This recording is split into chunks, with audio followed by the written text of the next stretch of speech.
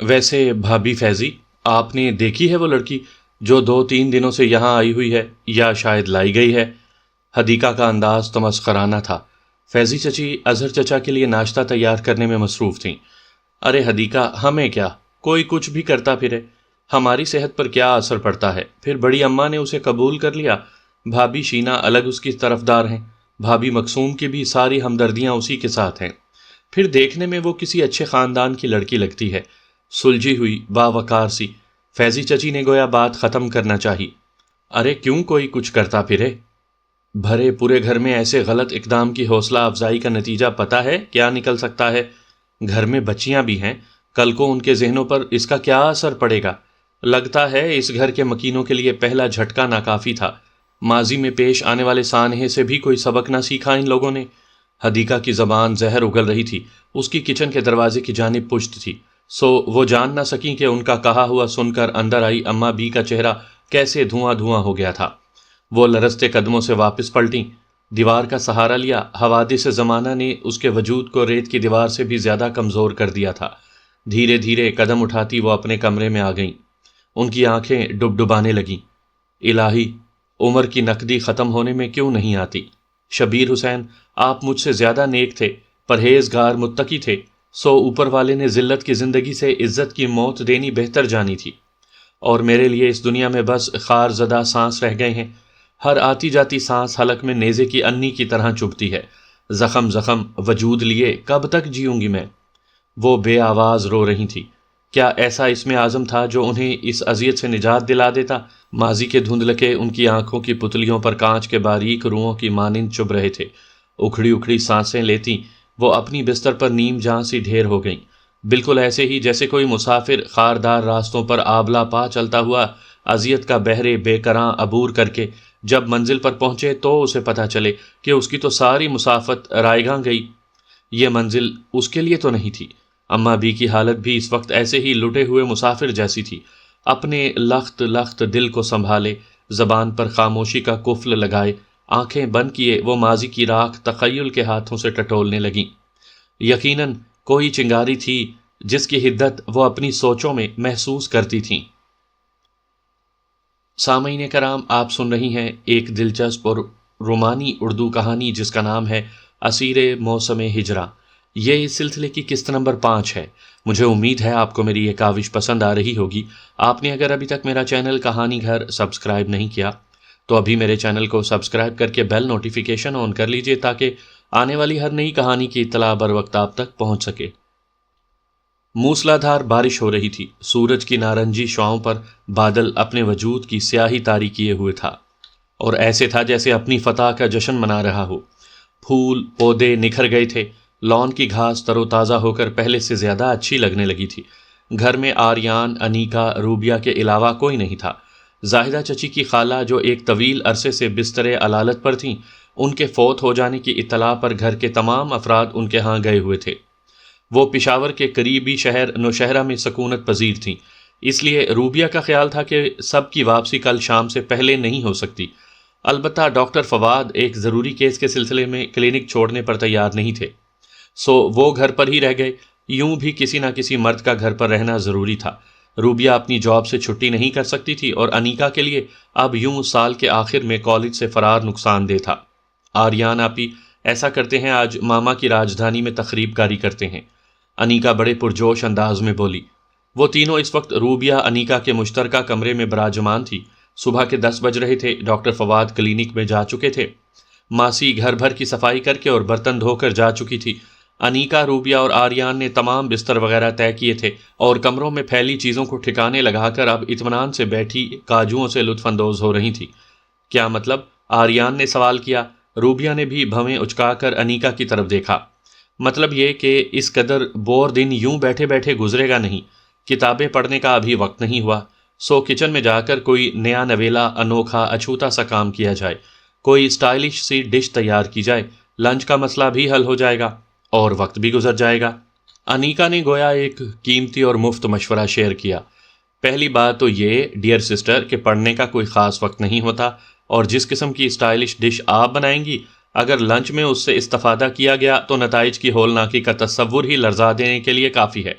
اور آخری بات یہ کہ ماما کہہ کر گئی ہیں فریزر میں چکن چیز مسالہ لگا کر رکھے ہوئے ہیں، دل چاہے تو وہ تیار کر لینا یا پھر کباب تل لینا۔ روٹی وہ صبح جاتے ہوئے بنا گئی ہیں۔ روبیہ بڑے ٹھنڈے لہجے میں بولتی ہوئی گویا انیکا کے خانسامی جذبات کا تیا پانچا کر گئی۔ کبھی ہو ہی نہیں سکتا کہ یہ گھر ترقی کر جائے۔ جس گھر میں مس روبیہ جیسے ڈکٹیٹر ہوں وہاں جمہوریت بیچاری کیا مجال جو دم بھی مار سکے، انیکا کوفت بھرے لہجے میں بولی۔ آریان اب تک خاموش بیٹھی ان کی باہمی گفتگو پر محض مسکرانے پر اکتفا کر رہی تھی، لیکن لگ رہا تھا کہ جیسے حسب معمول امن عامہ کے متاثر ہونے کا خطرہ پیدا ہو گیا تھا۔ روبیہ کیا حرج ہے، کوشش کرنے دو اسے، کرے گی تو سیکھے گی نا۔ آریان نے انیکا کی طرفداری کی تو روبیہ خاموش ہو گئی۔ غالباً آریان کی سلجھی ہوئی طبیعت کے باعث اس نے اس سے اختلاف کرنا مناسب نہ سمجھا تھا۔ ٹھیک ہے آپی، تم کہتی ہو تو مان لیتے ہیں، لیکن ان موصوفہ سے یہ ضرور کہہ دو کہ کچن کا کباڑا نہیں ہونا چاہیے، جو چیز جہاں سے اٹھائے استعمال کے بعد وہیں رکھ دے، کیونکہ کام والی ماسی جا چکی ہے اور کاٹ کباڑ پھیلا کر سمیٹنے کی عادت نہیں ہے ان محترمہ میں۔ ٹھیک ہے، آریان آپی میرے ساتھ ہی تو ہوں گی کچن میں پھیلاتی جاؤں گی، یہ سمیٹتی جائیں گی۔ کیوں آپی؟ انیکا شرارت بھرے لہجے میں آریان سے مخاطب ہوئی تو وہ مسکرا دی۔ وہ تینوں ہی کچن میں آ گئیں۔ انیکا نے کچن کا اچھی طرح سے معائنہ کیا، سارے کیبنٹ کنگال ڈالے اور طے یہ پایا کہ چکن جنجر انیکا تیار کرے گی، سلاد اور جیلی بنانے کی ذمہ داری روبیہ کی ٹھہری اور سویٹ ڈش آریان نے اپنے ذمہ لے لی۔ 2 گھنٹوں کی محنت کے بعد جب انہوں نے ڈائننگ ٹیبل پر اپنی اپنی تیار کی ہوئی ڈشیں رکھیں تو تینوں ہی کی بھوک چمک اٹھی تھی۔ 12:30 بج رہے تھے، وہ تینوں میز کے گرد بیٹھ گئیں۔ کتنا اچھا ہو جو فواد بھائی بھی آ جائیں، انیکا پلیٹ اپنے آگے رکھتے ہوئے بولی۔ Think of the dual and the dual is here. Drawing room کے دروازے سے ڈاکٹر فواد نے جھانکا، وہ شاید ابھی آئے تھے اور گھر میں اپنی فیملی کے عدم موجودگی کے باعث شینا پھپھو کے پورشن کی طرف آ گئے تھے۔ آئیے بھائی۔ انیکا کے بلانے پر وہ اندر آ گئے اور آگے بڑھ کر انیکا کے دائیں طرف رکھی کرسی گھسیٹ کر بیٹھ گئے۔ لگتا ہے آج کچن کو کسی اناڑی کے ہاتھ لگے ہیں۔ خوبصورت سی سجی سجائی ٹیبل کو دیکھ کر انہوں نے ستائش اور شرارت کا ملا جلا انداز اپنایا۔ بھائی یہ ماڈل ہے، ابھی آپ نے کوئی ایک ڈش بھی نہیں چکھی۔ رائے کھانے سے پہلے نہیں، بعد میں دی جاتی ہے۔ ویسے آپ کا کیا خیال ہے کہ یہ صرف ایک ہاتھ کا کمال ہے؟ انیکا بولی۔ نہیں خیر، ہمارے گھر میں ابھی کوئی اس قدر پریکٹیکل بھی نہیں ہوا کہ اتنا کام تنہا ہی نمٹا ڈالے۔ ویسے تو میں بھی جانتا ہوں کہ اس ٹیبل پر موجود سب سے مشکل ڈش تم نے ہی بنائی ہوگی۔ فواد ہنوز اسی انداز میں گویا ہوئے۔ کون سی؟ انیکا کا تجسس اور اشتیاق دیدنی تھا۔ یہی جیلی۔ فواد نے جیلی کے باؤل کی طرف اشارہ کیا۔ انیکا نے ناراضگی سے ان کی طرف دیکھا۔ کاش بھائی آپ مجھ سے چند دن چھوٹے ہوتے، وہ دانت کچکچاتے ہوئے بولی۔ تاکہ ڈرائنگ روم میں رکھے سارے کشن اور گھر میں موجود سارے تکیے میرے سر مبارک کی مزاج پرسی کر رہے ہوتے۔ انہوں نے چکن جنجر پلیٹ میں نکالتے ہوئے شوق نگاہوں سے اس کی طرف دیکھا۔ روبیہ آپ دونوں نے کیا چپ شا کا روزہ رکھا ہوا ہے؟ فواد اب روبیہ اور آریان سے مخاطب تھے۔ ان کی بات سن کر آریان نے قدرے سٹ پٹا کر ان کی طرف دیکھا تھا۔ انہوں نے بھی مخاطب تو روبیہ کو ہی کیا تھا، لیکن ان کی کالی گھور شرارت بھری آنکھیں آریان کے سبھی رخساروں پر ٹکی ہوئی تھیں۔ نوالا جیسے اس کے حلق میں اٹکنے لگا۔ اس نے سامنے پڑا پانی کا گلاس اٹھا کر ہونٹوں سے لگا لیا۔ روبیہ تمہاری جاب کیسی جا رہی ہے؟ فواد آریان کو مزید بوکھلانے کے بجائے روبیہ سے بات چیت کرنے لگا۔ ایک دم فرسٹ کلاس، اس نے جواب دیا۔ وہ روبیہ اور انیکا کے ساتھ خوش گپیوں کے درمیان کھانا کھاتے رہے۔ آریان کو انہوں نے مخاطب نہیں کیا۔ اس نے بھی چند نوالوں کے بعد کھانے سے ہاتھ کھینچ لیا تھا اور سر جھکائے بظاہر اپنے ہاتھوں کے ناخنوں کا جائزہ لے رہی تھی، لیکن اس کی توجہ انہی کی باتوں کی طرف تھی۔ کھانا کھانے کے بعد کچھ دیر رک کر ڈاکٹر فواد تو کلینک چلے گئے، جبکہ انیکا اپنی بایولوجی کی بک اٹھا کر اسٹڈی روم سدھار گئی۔ روبیہ اور آریان نے مل کر کچن صاف کیا اور کمرے میں آ گئیں۔ اینی تم نے اپنے بارے میں کچھ نہیں بتایا۔ روبیہ اور وہ بیڈ پر بیٹھی ہوئی تھیں۔ روبیہ کے پوچھنے پر آریان کے ہونٹوں پر پھیلی مسکراہٹ معدوم ہو گئی۔ جانے کتنے جتنوں سے تو وہ اس مصنوعی مسکراہٹ کو ہونٹوں پر سجائے خود کو جبراً خوش ظاہر کرنے کی کوشش کرتی تھی۔ کیا بتاؤں اپنے بارے میں، بہت سادہ سی کہانی ہے۔ ماں باپ کو دیکھا نہیں، ہوش سنبھالتے ہی رشتے کی ایک خالہ کے گھر میں خود کو پایا۔ خالہ نے سگی ماں سے بڑھ کر پیار کیا اور آج سے چند دن پہلے محبت اور خلوص کا وہ واحد سہارا بھی مجھ سے چھن گیا۔ اس بے امان دنیا میں اپنی زندگی کی چند سانسیں بچانے کی تگ و دو کر رہی ہوں، اور بس اتنی سی داستان ہے میری۔ تو کیا خالہ کا اور کوئی رشتہ دار بھی نہیں تھا؟ کیوں نہیں تھے؟ بہت سے رشتہ داری کے دعوے دار پیدا ہو گئے، اور ان کے مر جانے کے بعد، اس لیے کہ خالہ کی ساری زندگی کی کمائی 3 کمروں کا وہ گھر ہے جو مرتے مرتے وہ میرے نام کر گئیں۔ وہ لوگ اس گھر کی خاطر کسی بھی انتہا تک جا سکتے تھے، یہاں تک میری جان تک لے سکتے تھے۔ آریان کی بات سن کر روبیہ نے حیرت سے دیکھا۔ کیا مطلب؟ کیا انسانی جان اتنی بے وقت ہوتی ہے؟ اس سے بھی کہیں زیادہ۔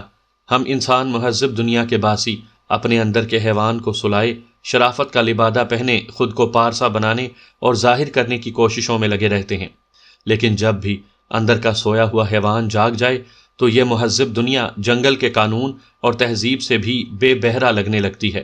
ایک طرف کسی مرتے ہوئے کو خون دے کر بچایا جاتا ہے، تو دوسری طرف چند 100 روپیوں کی خاطر، تھوڑی سی زمین کی خاطر کسی کا خون بہایا جاتا ہے۔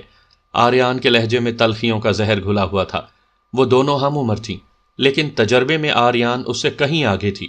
اس نے ٹھوکریں سہی تھیں، تلخ حالات کے تھپیڑے برداشت کیے تھے، جذبات و احساسات کا خون ہوتے دیکھا تھا، جبکہ روبیہ جو ماں کی نرم و گرم آغوش میں دبکی ہوئی تھی، وہ دنیا کی تلخ اور بنجر حقیقتوں کا مشاہدہ کیسے کر سکتی تھی؟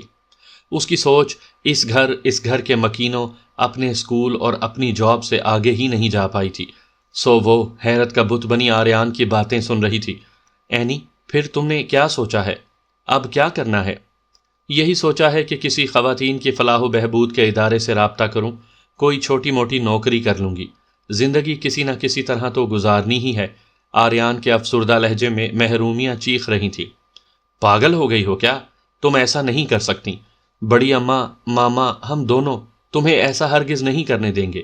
اس گھر میں جہاں پہلے سے اتنے افراد بس رہے ہیں، کیا تمہارے لیے جگہ نہیں نکل پائے گی؟ روبیہ جذباتی انداز میں بولی تو آریان بھی کسی مسکراہٹ کے ساتھ کہنے لگی، روبی، میں کسی کے لیے بوجھ بننا گوارا نہیں کر سکتی۔ یقین کرو، تم سب لوگ بے حد اچھے اور مخلص ہو، لیکن میں کیا کروں؟ میرا دل نہیں مانتا کہ میری وجہ سے کسی کو بے جا تکلیف ہو۔ اینی، تم نے کیا تکلیف دی ہے ہمیں؟ رہی بات بوجھ بننے کی، تو اگر تم زیادہ محسوس کرتی ہو تو میرے ساتھ اسکول میں جاب کر لو، اچھی سیلری ملے گی، تمہارا بہت اچھا گزارا ہو سکے گا۔ لیکن پلیز آئندہ یہ گھر چھوڑنے کی بات مت کرنا۔ روبیہ کے خلوص پر آریان کی پلکیں نم ہو گئیں۔ اسے لگا جیسے اوپر والے نے اس کی خاطر کہیں پڑاؤ کا مقام چن لیا ہے۔ اس کی آبلہ زدہ روح کو قیام کا عزم مل گیا ہے۔ ٹھیک ہے روبی، میں سوچوں گی۔ وہ کسی گہری سوچ کے زیر اثر بولی۔ وقت نے اسے کتنا بے امان کر دیا تھا، کتنا بے وقت کر دیا تھا۔ اس کی ذات تو اب اس کی نظروں میں شاخ سے ٹوٹے ہوئے زرد خشک پتے سے بھی کہیں زیادہ بے مول ہو گئی تھی۔ زندگی ایک بوجھ کی صورت اس کی دھڑکنوں پر مسلط تھی۔ امداد سے یہ بوجھ اٹھانا تھا۔